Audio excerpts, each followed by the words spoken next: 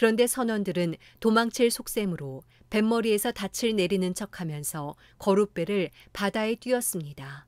그때 바울이 백부장과 군인들에게 말했습니다. 이 사람들이 배 안에 같이 있지 않으면 당신들도 구조되지 못할 것이요. 그러자 군인들은 거룻배에 묶여있던 밧줄을 끊어 거룻배를 떼어버렸습니다. 날이 밝아올 무렵 바울은 그들 모두에게 무엇이든 먹어두라고 권하며 말했습니다. 지난 14일 동안 여러분은 계속 마음을 졸이면서 아무것도 먹지 못하고 굶고 지냈습니다. 그러므로 이제는 여러분이 음식을 좀 먹어둘 것을 권합니다. 그래야 살아남을 수 있습니다. 여러분 가운데 어느 누구도 머리카락 하나라도 잃지 않을 것입니다. 바울은 이렇게 말한 뒤 떡을 조금 가져다가 모든 사람들 앞에서 하나님께 감사한 후 떼어 먹기 시작했습니다. 그러자 모든 사람들도 용기를 얻어 음식을 먹었습니다. 배 안에 있던 사람은 모두 276명이었습니다. 그들은 배부르게 먹고 난 뒤 남은 식량을 바다에 던져 배를 가볍게 해두었습니다. 날이 밝자 어떤 땅인지는 모르지만 그들은 모래사장이 펼쳐진 해안을 볼 수 있었습니다. 그들은 가능한 한 그곳에 배를 대기로 작정했습니다. 그래서 닻을 끊어 바다에 버리고 키를 묶은 밧줄을 늦추었습니다. 그러고 나서 앞 돛을 끌어올려 바람에 맡기고 해안 쪽으로 배를 몰았습니다. 그러나 배가 모래 언덕에 부딪혀 좌초됐습니다. 두 물살이 합쳐지는 곳에 걸리는 바람에 뱃머리는 꽉 박혀 옴짝달싹도 하지 않았고 배 뒤쪽은 거센 파도 때문에 깨어졌습니다. 군인들은 죄수들이 헤엄쳐 도망가지 못하도록 죽일 계획이었습니다. 그러나 백부장은 바울의 목숨을 살려줄 생각에 군인들의 뜻을 막았습니다. 그는 수영할 수 있는 사람은 물에 먼저 뛰어들어 육지로 올라가라고 명령했습니다. 남은 사람들은 널빤지나 부서진 배 조각을 붙잡고 나가도록 했습니다. 이렇게 해서 모든 사람이 무사히 육지로 구출됐습니다. 사도행전 28장. 무사히 해안에 도착하고서야 우리는 그곳이 몰타 섬이라는 것을 알았습니다. 그 섬 원주민들은 우리에게 각별한 친절을 베풀어 주었습니다. 또 비가 오고 추웠기 때문에 불을 지펴주며 우리 모두를 맞아주었습니다.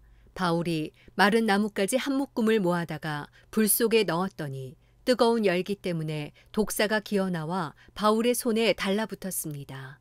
원주민들은 독사가 바울의 손에 매달려 있는 것을 보고 서로 수군거렸습니다. 이 사람은 살인자가 분명하다. 그가 바다에서는 살아났지만 정의의 여신이 그를 살려두지 않나 보다. 그런데 바울은 그 뱀을 불 속에 떨어버렸고 아무런 상처도 입지 않았습니다. 사람들은 그가 몸이 부풀어 오르거나 갑자기 쓰러져 죽을 것이라고 생각했지만 오래 기다려봐도 아무 일 없는 것을 보고는 생각이 바뀌어 바울을 신이라고 말했습니다. 그 섬의 주장인 보블리오가 그 근처에 자신이 소유한 땅을 갖고 있었습니다. 그는 우리를 자기 집으로 맞아들여 3일 동안 극진히 대접해 주었습니다. 그의 아버지는 열병과 이질에 걸려 병상에 누워 있었습니다. 바울은 그를 방문해 기도하고 그 사람의 몸에 손을 얹어 고쳐주었습니다. 이 일이 있고 나서 그 섬에 사는 다른 병자들도 와서 낫게 됐습니다. 그들은 여러모로 우리를 잘 대접해 주었고 우리가 그 섬을 떠날 때는 우리에게 필요한 물건까지 공급해 주었습니다. 석 달이 지난 후 우리는 그 섬에서 겨울을 지낸 알렉산드리아 배를 타고 항해길에 올랐습니다. 이 배에는 디오스 구로라는 쌍둥이 신의 형상이 새겨져 있었습니다. 우리는 수라구사에 닿았고 그곳에서 3일 동안 지냈습니다.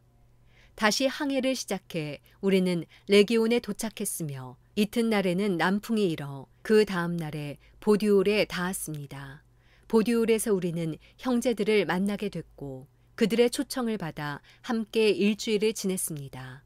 그러고 나서 우리는 로마에 도착했습니다. 그곳 로마의 형제들은 우리가 온다는 말을 전해 듣고 우리를 맞으려고 아비오 광장과 새 여관이라는 곳까지 나와 있었습니다. 바울이 이 사람들을 보게 되자 하나님께 감사하면서 용기를 얻게 됐습니다. 우리가 로마에 도착했을 때 바울은 자신을 지키는 군인 한 명과 함께 따로 지낼 수 있도록 허락받았습니다. 3일이 지난 뒤 바울은 유대 사람 지도자들을 불렀습니다. 그들이 모이자 바울이 말했습니다. 내 형제들이여, 나는 내 동족이나 우리 조상들의 관습을 거스르는 일을 한 적이 없는데도 예루살렘에서 체포돼 로마 사람들에게 넘겨졌습니다.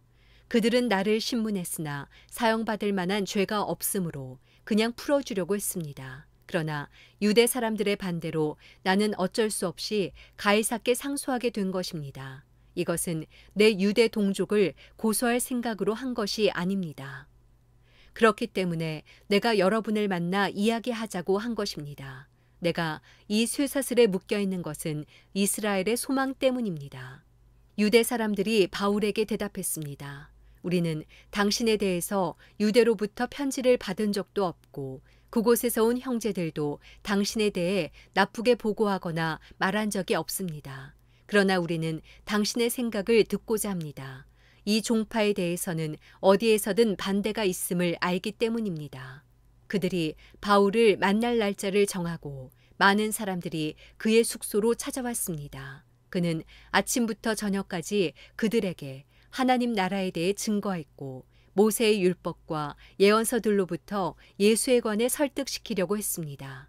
어떤 사람들은 바울의 말을 믿었지만 믿지 않는 사람들도 있었습니다. 그들이 서로 의견이 엇갈린 채 떠나려 하자 바울이 한마디 덧붙였습니다. 성령께서 예언자 이사야를 통해 여러분의 조상들에게 하신 말씀이 옳습니다. 이 백성들에게 가서 말하라. 너희가 듣기는 들어도 깨닫지 못하고 너희가 보기는 보아도 알지 못할 것이다. 이 백성들의 마음이 무뎌지고 귀는 듣지 못하고 눈은 감겨 있다. 이는 그들이 눈으로 보고 귀로 들으며 마음으로 깨닫고 내게 돌아와 고침을 받지 못하게 하려는 것이다. 그러므로 여러분은 하나님의 구원이 이방 사람들에게로 갔다는 것을 알아야 합니다. 그들은 듣게 될 것입니다. 바울은 만 2년 동안 자기 셋집에 머물면서 자신에게 찾아오는 모든 사람을 맞아들여 어떠한 방해도 받지 않고 담대하게 하나님 나라를 선포하고 주 예수 그리스도에 관한 것을 가르쳤습니다. 로마서 1장. 그리스도 예수의 종 바울은 사도로 부르심을 받아 하나님의 복음을 위해 따로 세움을 받았습니다. 그 복음은 하나님께서 예언자들을 통해 성경에 미리 약속하신 것으로 하나님의 아들에 관한 것입니다. 그분은 육신으로는 다윗의 후손으로 나셨고 성결의 영으로는 죽은 자들 가운데서 부활해 능력 있는 하나님의 아들로 인정되셨으니 바로 우리 주 예수 그리스도십니다. 우리가 예수 그리스도를 통해 은혜와 사도직을 받았으니 이는 그분의 이름을 위해 모든 이방 사람들이 믿고 순종하도록 하기 위해서입니다.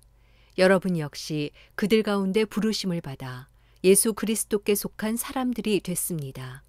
하나님의 사랑을 받고 성도로 부르심을 받은 로마에 있는 모든 사람에게 하나님 우리 아버지와 주 예수 그리스도로부터 은혜와 평강이 있기를 빕니다. 먼저 내가 여러분 모두를 두고 예수 그리스도를 통해 내 하나님께 감사하는 것은 여러분의 믿음이 온 세상에 전파됐기 때문입니다.